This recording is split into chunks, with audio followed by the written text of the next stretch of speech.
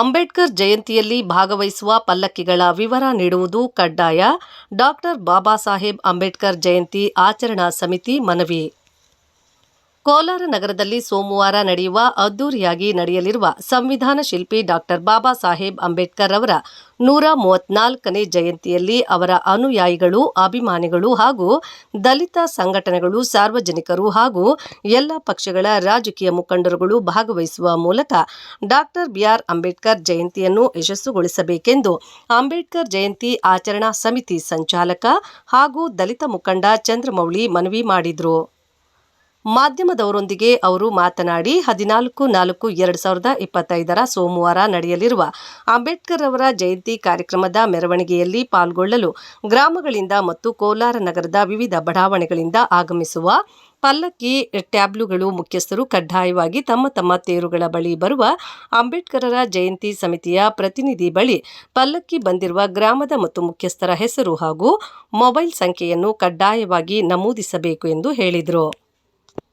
ಎಲ್ಲ ಪಲ್ಲಕ್ಕಿಗಳನ್ನು ಪರಿಶೀಲಿಸಿ 1ನೇ ಬಹುಮಾನ, 2ನೇ ಬಹುಮಾನ ಹಾಗೂ 3ನೇ ಬಹುಮಾನಗಳನ್ನು ನೀಡಲಾಗುವುದು ಹಾಗೂ ಮೆರವಣಿಗೆಯಲ್ಲಿ ಪಾಲ್ಗೊಳ್ಳುವ ಪ್ರತಿ ಪಲ್ಲಕ್ಕಿಗೂ ವೇದಿಕೆಯಲ್ಲಿ ನೆನಪಿನ ಕಾಣಿಕೆ ನೀಡಲಾಗುವುದು. ವಿವರಗಳನ್ನು ನಮೂದಿಸಿದರೆ ಮಾತ್ರ ನಿಮ್ಮ ಪಲ್ಲಕ್ಕಿಗೆ ಗೌರವಧನ ನೀಡಲಾಗುವುದು.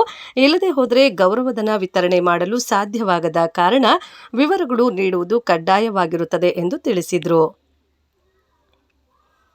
ಮೊದಲ ಬಹುಮಾನವಾಗಿ 1 ಲಕ್ಷ, 2ನೇ ಬಹುಮಾನವಾಗಿ 75,000 ಹಾಗೂ 3ನೇ ಬಹುಮಾನವಾಗಿ 50,000 ಮತ್ತು ಮೆರವಣಿಗೆಯಲ್ಲಿ ಭಾಗವಹಿಸುವ ಪ್ರತಿ ಪಲ್ಲಕ್ಕಿಗೂ 10,000 ಗೌರವಧನ ನೀಡುವುದಾಗಿ ಎಂದು ಹೇಳಿದ ಅವರು, ಪ್ರಾಮಾಣಿಕವಾಗಿ ಪಲ್ಲಕ್ಕಿಗಳನ್ನು ತಂದು ಕಾರ್ಯಕ್ರಮ ಯಶಸ್ವಿಯಾಗಲು ಶ್ರಮಿಸಿದ ಅಂಬೇಡ್ಕರರ ಅಭಿಮಾನಿಗಳಿಗೆ ಗೌರವಧನ ಲಭಿಸಲಿ ಎಂಬುದು ಸಮಿತಿಯ ಮತ್ತು ಶಾಸಕರ ಸದುದ್ದೇಶವಾಗಿದೆ ಎಂದು ಎಂ. ಚಂದ್ರಮೌಳಿ ತಿಳಿಸಿದರು.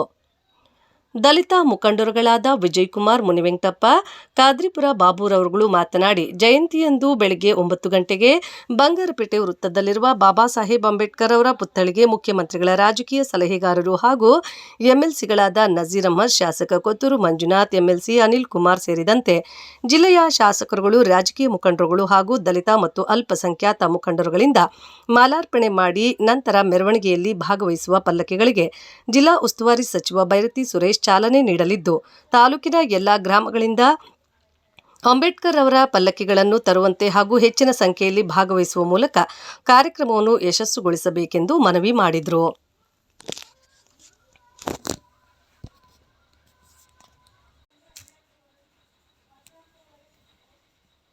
ಮಧ್ಯಾಹ್ನ 2 ಗಂಟೆಗೆ ಟಿ. ಚೆನ್ನಯ್ಯ ರಂಗಮಂದಿರದಲ್ಲಿ ವೇದಿಕೆ ಕಾರ್ಯಕ್ರಮ ಇದ್ದು, ಜಿಲ್ಲಾ ಉಸ್ತುವಾರಿ ಸಚಿವರು, ಜಿಲ್ಲೆಯ ಎಲ್ಲಾ ಶಾಸಕರುಗಳು, ಜಿಲ್ಲಾ ಮತ್ತು ತಾಲೂಕು ಮಟ್ಟದ ಅಧಿಕಾರಿಗಳು ಭಾಗವಹಿಸಲಿದ್ದು, ಮೆರವಣಿಗೆಯಲ್ಲಿ ಭಾಗವಹಿಸಿದ್ದ ಪಲ್ಲಕ್ಕಿಗಳಿಗೆ ಬಹುಮಾನಗಳನ್ನು ಹಾಗೂ ಪ್ರೋತ್ಸಾಹಧನ ವಿತರಿಸಲಾಗುವುದೆಂದು ತಿಳಿಸಿದರು.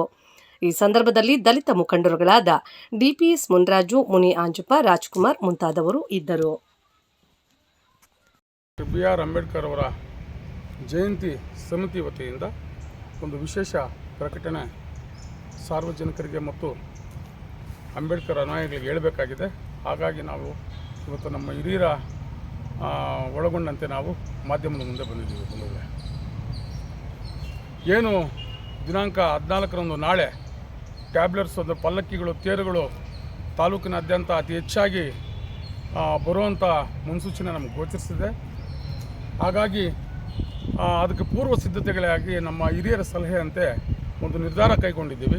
ಅದೇನು ಅಂತಂದರೆ, ಎಲ್ಲ ಪಲ್ಲಕ್ಕಿಯವರಿಗೂ ಎಲ್ಲ ಗ್ರಾಮದಲ್ಲಿ ವಾರ್ಡುಗಳಲ್ಲಿ ಬರ್ತಕ್ಕಂಥ ಪಲ್ಲಕ್ಕಿಯವರಿಗೆ ಕಡ್ಡಾಯವಾಗಿ ಗೌರವಧನ ಅಂತ ಏನಿದೆ ಅವ್ರಿಗೆ ತಲುಪಿಸಬೇಕು ಅಂತ ಹೇಳ್ಬಿಟ್ಟು ನಾವೊಂದು ಎಲ್ಲ ಸಭೆ ಸೇರಿ ಮಾತಾಡಿದ ಒಂದು ತೀರ್ಮಾನ ತಗೊಂಡಿದ್ದೀವಿ.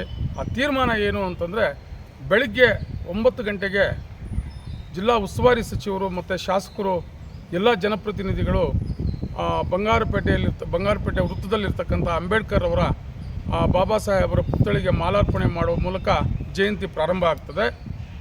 ಮತ್ತು 10 ಗಂಟೆ ಏನಿದೆ, 10:10ವರೆಗೆ ಉಸ್ತುವಾರಿ ಸಚಿವರು ಉದ್ಘಾಟನೆ ಮಾಡಿ ನಚಿಕೇತ್ ನಿಲಯದಿಂದ ಪಲ್ಲಕ್ಕಿಗಳ ಮೆರವಣಿಗೆಗೆ ಉದ್ಘಾಟನೆ ಆಗಲಿದೆ.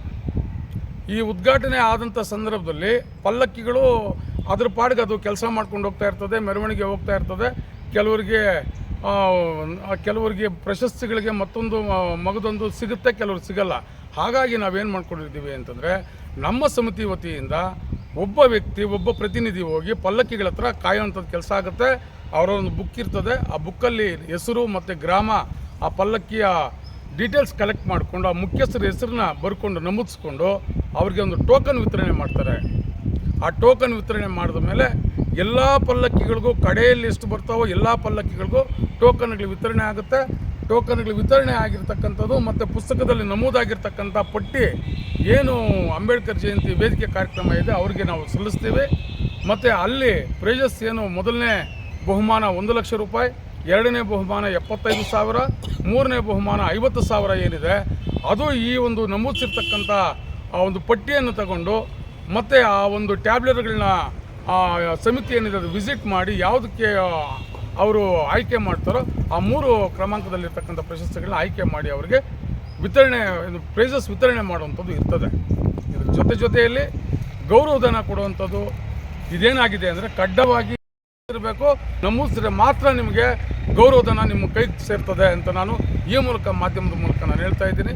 ದಯವಿಟ್ಟು ಎಲ್ಲ ಗ್ರಾಮಸ್ಥರು ವಾರ್ಡ್ಗಳಿಂದ ಬರ್ತಕ್ಕಂಥವರು ಕಡ್ಡಾಯವಾಗಿ ಆ ಪ್ರತಿನಿಧಿ ಹತ್ರ ಹೋಗ್ಬಿಟ್ಟು ನಿಮ್ಮ ಹೆಸರು ಮತ್ತು ಟ್ಯಾಬ್ಲರು ಗ್ರಾಮ ವಾರ್ಡ್ಗಳ ಹೆಸರುಗಳನ್ನ ನಮೂದು ಮಾಡಿ ಅವ್ರ ಕಡೆಯಿಂದ ಟೋಕನ್ ಪಡಿಬೇಕು ಅಂತ ನಾನು ಹೇಳ್ತಾ, ಇನ್ನು ಏನು ನಾಳೆ ಅಂಬೇಡ್ಕರ್ ಜಯಂತಿ, ಅಂಬೇಡ್ಕರು ಹುಟ್ಟಿದ ಇದರಿಂದ ನಾವು ಈ ದೇಶಕ್ಕೆ ಸಂವಿಧಾನ ಕೊಟ್ಟಂಥವರು, ಕೆಳ ಸಮುದಾಯಗಳಿಗೆ ವಿದ್ಯಾಭ್ಯಾಸ ಕೊಟ್ಟಂಥವರು, ಮಾತಿಲ್ದವ್ರಿಗೆ ಮಾತು ಕೊಡೋಂಥವ್ರದ್ದು ಅವ್ರ ಜಯಂತಿನ ನಾವೆಲ್ಲರೂ ಕೂಡ ಈ ದೇಶದ ಸಮಸ್ತ ಎಲ್ಲ ಜನಾಂಗದವರು, ಎಲ್ಲ ರಾಜಕಾರಣಿಗಳು ಎಲ್ಲರೂ ಸೇರಿ ಇದನ್ನು ಆಚರಣೆ ಮಾಡ್ತಾಯಿದ್ದಾರೆ.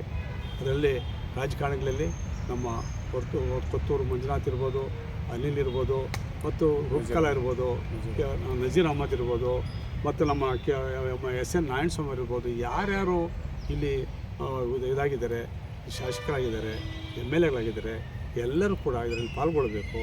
ಮತ್ತು ಇದು ಭಾಳ ರಾಷ್ಟ್ರೀಯ ಹಬ್ಬ ಅಂತೇಳಿ ನಾವು ಇದನ್ನು ಪರಿಗಣಿಸಬೇಕು. ಇದು ಕಾಟಾಚಾರ್ಯ ಜಯಂತಿ ಅಲ್ಲ ಇದು.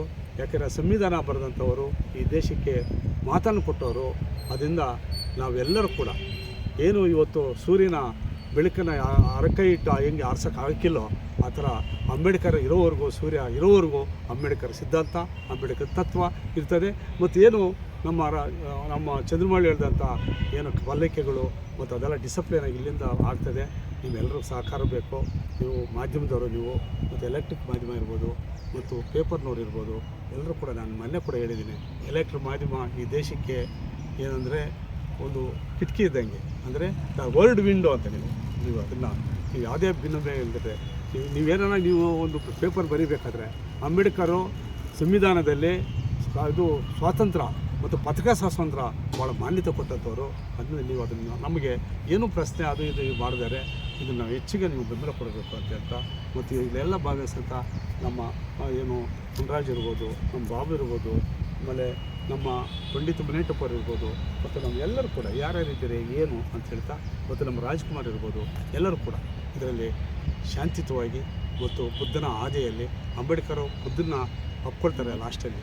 ಯಾಕೆ ಅಂದರೆ ಈ ದೇಶದ ಸಮಸಮಾದ ಏನಾದ್ರು ಧರ್ಮ ಬೇಕು, ಯಾವುದೇ ಧರ್ಮ ಇರ್ಬೋದು, ಆದರೆ ಒಂದು ಸೈದ್ಧಾಂತಿಕವಾದ ಧರ್ಮ ಒಂದು ಬೇಕೇ ಬೇಕು ಅಂದಾಗ ಬುದ್ಧನ ಸಮಾನತೆನ ಒಪ್ಕೊಳ್ತಾರೆ. ಅಂಥ ಬುದ್ಧನ ಪ್ರಾರ್ಥನೆ ಇಲ್ಲಿ ಅಂಬೇಡ್ಕರ್ ಏನು ವೃತ್ತ ಇದೆ, ಅಲ್ಲಿ ಪ್ರತಿಮೆ ಇದೆ ಅಂಬೇಡ್ಕರ್ದು, ಅಲ್ಲಿ ಬುದ್ಧನ ಪ್ರಾರ್ಥನೆ ಮಾಡ್ತೀರಿ. ಅಲ್ಲಿಂದ ಇಲ್ಲಿ ಮೆರವಣಿಗೆ ಇಲ್ಲಿ ಉದ್ಘಾಟನೆಯನ್ನು ನಮ್ಮ ಕೊತ್ತೂರು ಮಂಜುನಾಥ್ ಉಸ್ತುವಾರಿ ಮಂತ್ರಿ ಇರ್ಬೋದು, ಇವರೆಲ್ಲರೂ ಕೂಡ ಯಾರ್ಯಾರು ಈ ದೇಶದ ಎಲ್ಲರೂ ಸಮಸಮವಾಗಿ ಶಾಂತಿಯುತವಾಗಿ ಇದನ್ನು ನಡೆಸ್ಕೊಡ್ಬೇಕು, ನಿಮ್ಮೆಲ್ಲರೂ ಸಹಕಾರ ಬೇಕು ಅಂತ ಹೇಳ್ತಾ, ಕೋಲಾರದಲ್ಲಿ ಸಹ ಜಿಲ್ಲಾ ಕೇಂದ್ರ ಇದ್ದು, ಜಿಲ್ಲಾ ಕೇಂದ್ರದಲ್ಲಿ ಇನ್ನೂ ಅದ್ಧೂರಿಯಾಗಿ ಭಾಳ ಶಾಂತಿಯುತವಾಗಿ ಈ ಜಯಂತಿ ನಡಿಬೇಕು ಅನ್ನೋದನ್ನು ನಮ್ಮ ಹಳ್ಳಿಗಳಿಂದ ಬರ್ತಕ್ಕಂಥ ಸ್ತಬ್ಧ ಚಿತ್ರಗಳು ಮತ್ತು ಅದರ ಒಟ್ಟಿಗೆ ಬರುವಂಥ ಎಲ್ಲ ನಮ್ಮ ಬಂಧುಗಳಿಗೆ ತಮ್ಮ ಮೂಲಕ ಇದನ್ನು ಮನವಿಯನ್ನು ಅವರಿಗೆ ಸಲ್ಲಿಸ್ತಾ ಇದ್ದೀವಿ. ಈಗ ಏನು 134ನೇ ಜಯಂತಿ ಏನಿದೆ ನಾಳೆ ನಡೆಯುವಂಥದ್ದು, ಈಗಾಗಲೇ ಸುಮಾರು ವರ್ಷಗಳು ಕೋಡ್ ಆಫ್ ಕಂಡಕ್ಟ್ ಇರೋ ಕಾರಣದಿಂದ ಸುಮಾರು ವರ್ಷಗಳು ನಡೆಯೋದಿಲ್ಲ. ಇದೊಂದು ಅಪರೂಪಕ್ಕೆ ಯಾವುದೇ ಒಂದು ಕೋಡ್ ಆಫ್ ಕಂಡಕ್ಟ್ ಇಲ್ಲ, ಯಾವುದೇ ಚುನಾವಣೆಗಳಿಲ್ಲದೆ ಇರೋದ್ರಿಂದ ಇಡೀ ರಾಜ್ಯಾದ್ಯಂತ ಮತ್ತು ರಾಷ್ಟ್ರಾದ್ಯಂತ ಅದ್ದೂರಿಯಾಗಿ ಎಲ್ಲ ಕಡೆಯೂ ನಡೀತಾ ಇರೋದ್ರಿಂದ ಇಲ್ಲಿ ಸಹ ಯಾಕಂದರೆ ಅಂಬೇಡ್ಕರ್ ಸಾಹೇಬರ ಜಯಂತಿ ಸುಮಾರು 32-33 ಜಯಂತಿ ಬರೆದ ರೀತಿಯಲ್ಲಿ ಜಯಂತಿಯನ್ನು ನಡೆಸೋದಕ್ಕೆ ನಮ್ಮಲ್ಲಿ ಎಲ್ಲರಲ್ಲೂ ವಿನಂತಿಸ್ಕೊಳ್ತಾ